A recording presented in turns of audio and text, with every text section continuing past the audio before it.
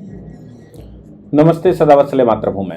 हम लोग आज चर्चा करने वाले हैं भारत में औरंगजेब चाहिए और रिजर्वेशन भी चाहिए, यानी कि व्यक्ति ओबीसी भी बना रहेगा और मुसलमान भी बना रहेगा। दूसरी तरफ उधर बांग्लादेश में हिंदू से नए नए ताज़ा मुसलमान बने, पिनाकी भट्टाचार्य या भटनागर जो भी उसका नाम है, पिनाकी भट्टाचार्य, वो हिंदू नाम रखकर कैसे यूरोप में भड़का रहा है, कैसे भारत विरोधी शक्तियों को बल दे रहा है और विश्व को ये समझा रहा है कि वाकई में हिंदुस्तान कल्प्रिट है, बांग्लादेश के मुसलमान नहीं। और तीसरी तरफ इन औरंगजेब के विषय पर पाकिस्तान में बवाल मचा हुआ है। आखिर औरंगजेब के मामले में पाकिस्तान के लोगों को क्या आपत्ति है? आधा पाकिस्तान बड़ी संख्या में मौलाना मौलवी लगातार एक तो औरंगजेब का समर्थन कर रहे हैं और कुछ उसका तर्क भी दे रहे हैं। उस पर इन तीनों विषयों को इकट्ठा कर देखते हैं। सबसे पहला विषय ये है कि कर्नाटक सरकार ने जिस प्रकार से 4% रिजर्वेशन, और काहे में, नौकरियों में नहीं, काहे में, कहीं स्कूल के एडमिशन का नहीं, वो तो है ही है, 4% रिजर्वेशन दिया है 2 करोड़ रुपए तक के कॉन्ट्रैक्ट का। अब आप सोचिए कि 2 करोड़ का कॉन्ट्रैक्ट कोई ले सकता है, 2 करोड़ का ठेका कोई ले सकता है। 2 करोड़ के ठेका का मतलब हो गया कि अर्नेस्ट मनी 2% जमा करके तो टेंडर डालने योग्य बनता है, और फिर उसके बाद 10% उसको जमा करना होता है सिक्योरिटी मनी के रूप में टेंडर राशि का, और 10% जमा करने के बाद उसको वर्किंग कैपिटल भी चाहिए होती है। अगर 2 करोड़ का कॉन्ट्रैक्ट कोई ले रहा है तो 50 लाख रुपया तो उसके पास होना चाहिए। दूसरा, उसकी जो सॉल्वेंसी है, हैसियत सर्टिफिकेट भी बनाया जाता है। बिना हैसियत सर्टिफिकेट के किसी व्यक्ति को कोई कॉन्ट्रैक्ट नहीं दिया जाता। किसी चलते हुए पंचर वाले को 2 करोड़ का कॉन्ट्रैक्ट नहीं दिया जा सकता। 2 करोड़ का कॉन्ट्रैक्ट सिर्फ उसको दिया जा सकता है जो मालदार है, जिसके पास कॉन्ट्रैक्ट को पूरा करने की शक्ति है। ये कानून है, मैं अपने मन से नहीं कह रहा हूँ। ये जो कॉन्ट्रैक्ट की प्रक्रिया है सभी डिपार्टमेंटों की, अलग अलग डिपार्टमेंटों की, कुछ कम ज़्यादा हो सकती है। कोई 2% अर्नेस्ट मनी मांग सकता है तो कोई 3% मांग सकता है, कोई 10% सिक्योरिटी मनी मांग सकता है तो कोई 15% मांग सकता है, कोई 20% मांग सकता है। ये अलग अलग, लेकिन 10% तो मांगते हैं। तो सवाल ये पैदा होता है कि कर्नाटक की सरकार 2 करोड़ रुपए का कॉन्ट्रैक्ट अगर किसी को देना चाहती है तो इसका मतलब है कि कम से कम 50 लाख का तो वो नगद का आदमी है, और 2 करोड़ रुपए की उसकी हैसियत भी है ताकि कॉन्ट्रैक्ट को पूर्ण कर सके। और कॉन्ट्रैक्ट कुछ गड़बड़ हो जाए तो उसकी ये जो 20 लाख रुपए की राशि जमा करी है उसने सिक्योरिटी मनी के रूप में, वो जब्त भी की जा सके। क्या ये व्यक्ति वो वाकई में पिछड़े मुसलमान हैं जिनकी वो मदद करना चाहते हैं? क्या वो ये वही ओबीसी एससी एसटी मुसलमान हैं जिनकी वो मदद करना चाहते हैं, या फिर ये पार्टी के वो कार्यकर्ता हैं जो हिंदुस्तान में डिस्टर्ब करने के लिए उनकी मदद करना चाहते हैं? यानी कि भारतीय जनता पार्टी के भगवा के विरुद्ध काम करने के लिए फंडिंग करने की ये व्यवस्था की गई है। आप सोच कर देखिए कि जब पाकिस्तान बन गया, पाकिस्तान बनने के बाद हिंदुस्तान के अंदर भी सेकुलरिज्म जोड़ दिया गया। सेकुलर हिंदुस्तान के अंदर काम करने वाले लोग, कंपनियां कैसे कह सकते हो कि भाई हम रिजर्वेशन कंपनियों में कर देंगे? कंपनी अगर कोई काम हमारे प्रदेश में करेगी तो वो क्या डिक्लेयर कर देंगे इतने % ये, उतने % वो? क्या वो कंपनियों में ठेके देने वाले लोगों को तय कर देंगे इतने % इस जाति से, इतने % इस जाति से और मुसलमानों से ही लेना है? क्या वो ये तय कर देंगे कि कर्नाटक में काम करने वाली कंपनियां केवल ये रिजर्वेशन के अनुसार रजिस्टर होंगी और काम भी वही कर पाएंगे, सबको काम नहीं मिलेगा? इकोनॉमिक मामलों में ये बात ध्यान रखिएगा कि जब भी सरकार ने इंटरवेंशन किया है तो देश का अहित ही हुआ है, देश का हित बिल्कुल नहीं हो सकता, क्योंकि इकोनॉमिक मामले वो हैं जो स्वतंत्रता के साथ करे जाएंगे। अगर इकोनॉमिक मामलों में आप इनएलिजिबिलिटी या एलिजिबल कैंडिडेट को नहीं लाएंगे और इकोनॉमिक मामलों में आप भेदभाव करेंगे तो ये मानकर चलिए कि जो पूंजीपति है, जो इन्वेस्ट करता है, जो ये काम करता है, वो भारत में क्यों काम करेगा, वो बाहर करेगा जाके। और दूसरी बात ये भी है कि ये वही कांग्रेस है जो अपने समय पर जब केंद्र में उनकी सरकार थी तो भारत की मैन्युफैक्चरिंग को इसने गया करवा दी थी, इसको जीरो कर दिया था, और चाइना की मैन्युफैक्चरिंग भारत में सेल करती थी। चाइना की कंपनियों को भारत में कॉन्ट्रैक्ट दिए जाते थे, चाइना की कंपनियों को भारत में काम दिया जाता था, चाइना की कंपनियों को भारत में रोजगार दिया जाता था। आप सोच कर देखिए कि कांग्रेस बैठी हुई है, ये क्या करना चाहते हैं, ये एक बड़ा मूल प्रश्न है कि जब आपकी सरकार थी तब तो आप भारतवर्ष में विदेशी कंपनियों को इंट्रोड्यूस कर रहे थे। अब चूंकि एक माहौल देश में बन गया है कि विदेशी नहीं चाहिए, जितना हो सकता है भारतीयों को चाहिए। नरेंद्र मोदी जी की सरकार बनने के बाद कॉन्ट्रैक्ट के मामले में सारी विदेशी कंपनियां उस समय काम करती थी। भारत ने इंफ्रास्ट्रक्चर पर काम करना शुरू किया। अब कंपनियां तो हमारी एलिजिबल ही नहीं हैं, तो काम कैसे करेंगी? ये पहले से कांग्रेस ने तय करके रखा था, क्योंकि अगर वो देश की कंपनियों से काम करवाते हैं तो कमीशन की समस्या आती है, राज खोलने की भी समस्या आती है। लेकिन अगर विदेशी कंपनियों से वो काम करवाते हैं तो कमीशन भी अच्छा मिलता है और कंपनी भाग भी जाती है और वो बोलती भी नहीं है। इसलिए कांग्रेस उस समय जो काम करवा रही थी वो मोस्टली विदेशी कंपनियों से काम करवा रही थी, चाहे वो एयरपोर्ट के काम हो, चाहे वो वाटरवेज के काम हो, चाहे वो इंफ्रास्ट्रक्चर के काम हो, मोस्टली विदेशी कंपनियां, क्योंकि अच्छा कमीशन उसमें मिलता था और कोई सवाल भी खड़ा नहीं होता। मोदी जी की सरकार आने के बाद भारतीय कंपनियों को एलिजिबल बनाने के लिए पहला प्रयास हुआ है। एलिजिबल कैसे बनाना है? एलिजिबल बनाने के लिए कंपनियों को कॉन्ट्रैक्ट दिए गए, लेकिन उनके पास एक्सपर्टाइजेशन तो है नहीं।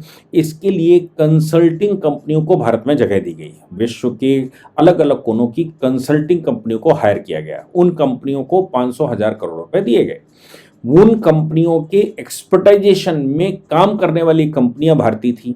भारतीय कंपनियों ने उन कंसल्टिंग कंपनीज के साथ मिलकर काम किया और परिणाम ये निकला कि कंपनी बड़ी हो गई और उसके पास भी अनुभव आ गया।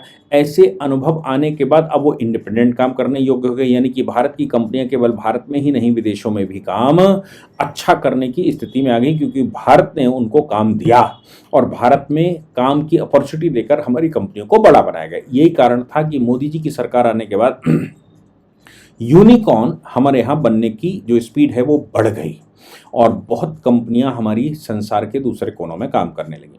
मोदी जी ने ये जो ट्रेंड बदला, अब इन कंपनियों में दरार कैसे डाली जाए, भारत की कंपनियों को कैसे कमजोर किया जाए, कैसे ये बताया जाए कि अडानी अंबानी को हम कमजोर कर रहे हैं या भारत के लोगों को कमजोर कर रहे हैं, उसके लिए कर्नाटक के उप मुख्यमंत्री डीके शिव कुमार ने ये बात कही कि ये तो झांकी है, पिक्चर अभी बाकी है। यानी कि 4% जो रिजर्वेशन उन्होंने मुस्लिम्स को दिया है, वो भी 2 करोड़ तक के कॉन्ट्रैक्ट्स को लेकर वो अभी झांकी है, बाकी पूरे काम वो उनको देने वाले हैं, ये अभी बाकी है। ये बात वो कह रहे हैं। अब इसका परिणाम, इसका कारण ये है क्योंकि भारत की जो कंपनियां काम कर रही, जो बड़ी हो गई हैं, वो कंपनियों में कैसे एक तुष्टीकरण किया जाए और उन कंपनियों के बीच में कैसे दरार डाली जाए, इसका पूरा प्रयास किया जा रहा है। अच्छा, ये जो 2% 4% रिजर्वेशन की बात कही जा रही है, ये रिजर्वेशन ओबीसी के अंदर ही होगा, ये 49% के अंदर, 50% के अंदर ही होगा। अगर ये 50% के अंदर ही होगा तो सवाल ये पैदा होता है कि इस 50% के अंदर किसका रिजर्वेशन जाएगा? क्या बाकी जो हिंदू समाज है, हिंदुओं का रिजर्वेशन नहीं जाएगा? मैं एक चैनल पर था, उसमें एक मुल्ला जी बैठे हुए थे, वो कह रहे थे कि मुसलमानों का जो प्रतिनिधित्व है वो कम है, मुसलमानों के जो जॉब प्लेसमेंट है वो कम है, सरकारी नौकरियों में स्थान उनका कम है, एजुकेशन भी उनको कम है, इस पर सरकार को ध्यान देना चाहिए, करना चाहिए। भाई, किसने कहा है कि 2 माँ बाप 14 बच्चे पैदा करें? किसने ये कहा है कि आप बच्चे पैदा करके पंचर बनाने के लिए छोड़ दीजिए? किसने ये कहा है कि मदरसे में पढ़ाइए? आप अगर मदरसे में पढ़ाएंगे, आप अगर 2 लोग 14 बच्चे पैदा करेंगे, 4 ने कहा 40 बच्चे पैदा करेंगे, तो फिर उनकी परवरिश की जिम्मेदारी पैदा आप करेंगे, परवरिश की जिम्मेदारी सरकार की है। सरकार कहाँ से करेगी? सरकार बाकी लोग जो काम कर रहे हैं, जो 2 बच्चे 1 बच्चे कर रहे हैं और उससे जो धन कमाते हैं, उसका जो टैक्स भरते हैं, उस टैक्स के पैसे से सरकार उनके बच्चों का भरण पोषण करेगी। नौकरियां दे, काम दे, कॉन्ट्रैक्ट दे, काम करवाए, जो समाज के लिए सोचते ही नहीं है, देश के लिए सोचते ही नहीं। एक बात किसी ने कही, भारतवर्ष का केवल वही भारतीय हो सकता है जो भारत भूमि को देवभूमि माने। जो देवभूमि नहीं मानता वो भारत का कैसे हो सकता है, भारत का शुभ चिंतक कैसे हो सकता है? अगर कोई व्यक्ति मक्का मदीना को अपनी देवभूमि मानता हो तो वो भारत को देवभूमि कैसे मान सकता है? अगर कोई व्यक्ति बेतलहम को देवभूमि मानता हो तो वो भारत को देवभूमि कैसे मान सकता है? और जो भारत भूमि को देवभूमि नहीं मान सकता, उसकी निष्ठा भारत के लिए कभी नहीं हो सकती, वो नोच कर खाने के लिए तैयार रहता है। यही कारण है कि वो गौवंश भी नहीं छोड़ते। एक बड़ी तादाद ऐसी है जो गौवंश को भी नहीं छोड़ती, क्योंकि उसकी श्रद्धा वहाँ पर नहीं है। हिंदुस्तान को रूंधने में भी नहीं छोड़ते क्योंकि उनकी श्रद्धा नहीं है, क्योंकि वो देवभूमि नहीं मानते। ऐसे लोगों को किस लिए पालने की कोशिश डीके शिव कुमार या कांग्रेस कर रही है? एक तरफ आप ये जो बिजनेस चल रहा है, बिजनेस में भी भारत में भारतीय लोगों को बाहर जाने के लिए मजबूर कर रहे हैं। मोदी सरकार लगातार पूरे विश्व से इन्वेस्टमेंट भारत में खींच रही है, और जब इन्वेस्टमेंट लेकर आएगी तो आप कहेंगे उसमें रिजर्वेशन है। तो कौन सी इन्वेस्टर भारत में इन्वेस्ट करेगा? और जो भारत में इन्वेस्ट करने वाले भारतीय लोग हैं वो भी कहीं विदेश में जाकर स्थान ढूंढेंगे कि भाई वहाँ किया जा सकता है। आपको याद है मायावती ने जब रिजर्वेशन की बात कही थी कंपनियों में या प्राइवेट सेक्टर में, उस समय बजाज ऑटो ने ये आवाज़ लगाई थी कि हम नेपाल चले जाएंगे या हम कहीं और चले जाएंगे, हम हिंदुस्तान से अपना बिजनेस समेट रहे हैं। आप सोचिए कि अगर इन चीज़ों को भारत में लागू किया गया तो भारत की जो कंपनियां हैं जो भारत में काम करती हैं वो भी यहाँ से अपना सामान लपेट कर चली जाएंगी और भारत को एक्सपोर्ट करेंगी, जिससे भारत की करेंसी भी बाहर जाएगी और भारतीय व्यक्ति का पैसा भी किसी दूसरे देश में जाएगा। क्या ये भारत के प्रोग्रेस की रास्ता है या भारत के प्रोग्रेस का ये भाव दिखाई देता है? ये कांग्रेस क्यों ऐसा करना चाहती है पता नहीं। दूसरी तरफ इस बात को और ध्यान रखना चाहिए कि औरंगजेब के चक्कर में नागपुर में क्या हुआ, दंगा हुआ, हमने सबने देखा। हालांकि वो घर तोड़ दिए, फोड़ दिए, सब कुछ कर रही है, जिनको जिनको पकड़ रही है वो सब ठीक है, लेकिन औरंगजेब को आइडल मानने वाले भारत में बड़ी संख्या है, इसी कारण वो दंगा करते हैं। उधर पाकिस्तान में बड़ी संख्या में मौलानाओं से जो ये तमाम तरह की वीडियो बनाने वाले लोग हैं या समाचार पब्लिश करने वाले लोग हैं, मौलानाओं से पूछ रहे हैं क्या औरंगजेब तुम्हारा पूर्वज है? पाकिस्तान में एक बड़ी संख्या मौलानाओं ने कहा कि औरंगजेब हमारा पूर्वज हो ही नहीं सकता, औरंगजेब जैसा क्रूर भारतवर्ष का निवासी हो ही नहीं सकता जो अपने बाप को ना छोड़े, अपने भाइयों को ना छोड़े। इधर दूसरे तरह के मौलाना भारत में कह रहे हैं कि इतिहास झूठ लिख दिया गया। वो उसका सिर्फ इतना दोष है कि वो एक दीनी व्यक्ति था, जो व्यक्ति दीनी था इसलिए उसको बदनाम करने की कोशिश कर रहे हैं। हिंदुस्तान के लोग बदनाम करने की कोशिश कर रहे हैं तो पाकिस्तान के लोग क्यों उनका गुणगान वो उसको नहीं मान रहे हैं, उसका गुणगान नहीं कर रहे हैं?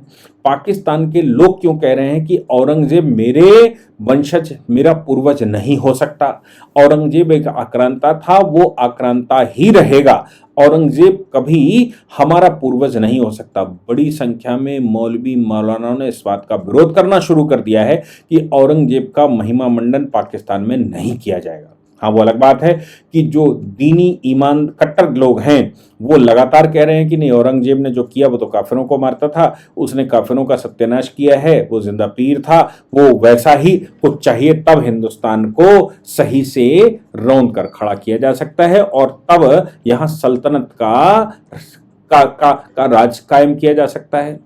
ये बात मेरी हजम नहीं होती कि भारत में क्यों महिमा मंडन हो रहा है और पाकिस्तान में विरोध करने वाले लोग अब नए सिरे से विरोध कर रहे हैं, जब जैसे जैसे उनको समझ में आ रहा है। दूसरी तरफ जैसे मैंने कहा कि वो भटनागर, पिनाकी भटनागर, वो वहाँ यूरोप में बैठकर मोदी सरकार को, योगी जी को या हेमंत विश्व शर्मा को या बाकी लोगों को क्रिटिसाइज करता है। हिंदू नाम से वो वहाँ सोशल मीडिया अकाउंट चलाता है, हिंदू नाम से वहाँ अपने संगठन चलाता है और बांग्लादेश का व्यक्ति है। बांग्लादेश के ब्लिट्स नामक अखबार ने इस बात को, ब्लिट्स नामक न्यूज़ पोर्टल ने या चैनल ने इस बात का खुलासा किया है। उन्होंने पूरी प्रक्रिया उसकी निकाल कर रखी है कि हिंदुस्तान के अंदर हिंदुस्तान को भड़काने का प्रयास कर रहा है वो, ताकि हिंदुस्तान और बांग्लादेश के बीच में खटमंडल हो जाए और ऐसी परिस्थितियों में भारतवर्ष को एग्रेसर घोषित किया जाए और ये घोषित कर दिया जाए कि भारत बांग्लादेश पर हमला करना चाहता था और इस साधन से बांग्लादेश और पाकिस्तान एक होकर खड़े हो जाए। आप सोचिए कि कितनी गहरी साजिशें भारत के विरुद्ध हो रही हैं, कितनी गहरी साजिशें भारत में हो रही हैं, ये विचार करने का तथ्य है। मुझे लगा कि ये विषय हम सबको गंभीरता से सोचना होगा, गहराई से उस पर अध्ययन करना होगा और फिर ये जो आताताई शक्तियों के साथ खड़े लोग हैं, चाहे वो 4% रिजर्वेशन की बात करने वाले हों, चाहे औरंगजेब का महिमा मंडन करने वाले लोग हों या फिर और कुछ बताने वाले लोग हों, इनके विरुद्ध कैसे आवाज़ उठेगी, ये आप लोगों को तय करना है। कमेंट करके ज़रूर बताइएगा कि आपको क्या लगता है कि इन तीनों विषयों पर आपका अपना विचार क्या है। जय हिंद, जय भारत, वंदे मातरम।